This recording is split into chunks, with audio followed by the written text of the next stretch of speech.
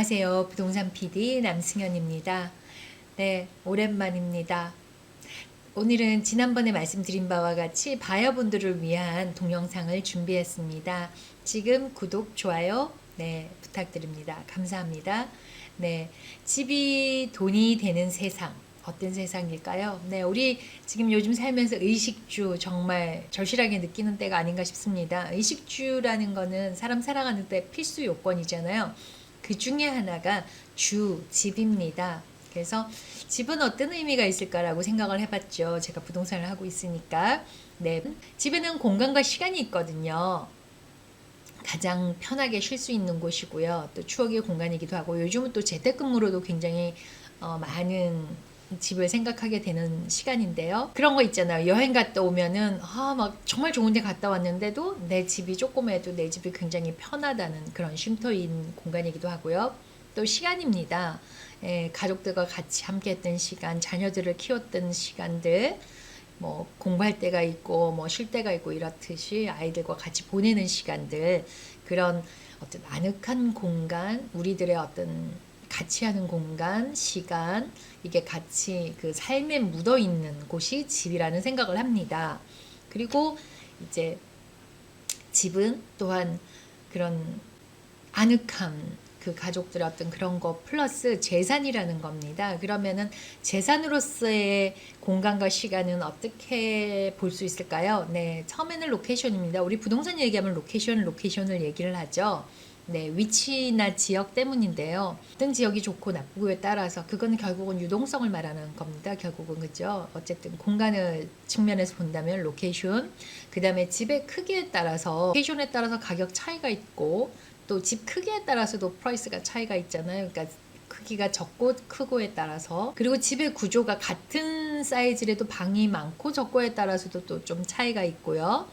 아래층에 방이 있다 없다, 또는 욕실이 하나다 두 개다, 그러니까 방이 세 개인데 욕실이 하나밖에 없는 경우에는 조금은 밸런스가 안 맞으니까는 집 가격이 조금 내려갈 수 있고, 구조에 따라서 또 달라지고, 같은 사이즈라도 하이실링인 경우는 집이 훨씬 더 크니까 또 그런 경우에는 베네핏이 있는 거죠. 그다음에 시간입니다. 우리가 부동산이 가장 가격에 큰 영향을 미치는 것은 시간이라는 생각을 합니다. 이게 뭐 경제적인 호경기, 불경기 이런 것들이 다 시간에 속하잖아요. 그래서 부동산 전망을 하고 마켓 트렌드를 보는 거고, 그래서 집을 살 때와 팔 때 내가 싸게 사서 많이 받고 파는 게 가장 좋은, 선호하는, 그렇게 하고 싶은 거잖아요. 그 다음에 이제 올라갈 때가 있고 내려갈 때가 있고, 그래서 나는 내려가 있을 때 사고 싶죠. 내려갈 때는 잘 안 사게 되는 것 같고요.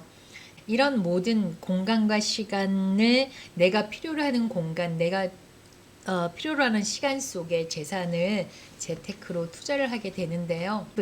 내가 투자의 수단으로 쓴다면 시 공간을 어떻게 볼 수 있냐면, 조금 전에 말씀드린 것처럼 로케이션이라는 거는 수요가 많다는 거예요. 인기가 좋다는 지역이겠죠. 그럼 내가 팔고 싶을 때 빨리 팔 수 있는 곳이 좋아서 로케이션이 좋은 곳이 좋다라고 얘기를 합니다. 그리고 로케이션이 좋은 곳은 매우 안전한 지역이 더 많다라고 볼 수 있는 거고요.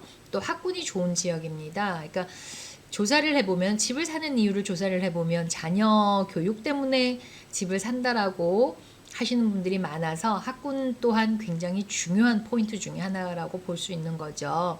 그 다음에 시간을 보면은 마켓 트렌드, 집이 언제 올라갈 건지 내려갈 건지도 중요하고, 또한 내가 이게 장기 투자를 할 건지 단기 투자를 할 건지에 따라서, 또는 은퇴 플랜으로 투자를 하는 건지 집을 사는 건지, 좀 자녀 교육 때문에 사는 건지를 생각을 좀 해보시면서 투자를 하면 좋겠다는 생각을 합니다. 그리고 또 무엇보다 중요한 거는 그 흐름에 따라서 사고 팔고도 하지만, 물론 그게 완전히 벗어날 수는 없겠지만, 내가 가지고 있는 집에다가 가치를 부여하는, 즉 가치 상승을 시키는 요인을 만들어내는 방법이 있겠죠.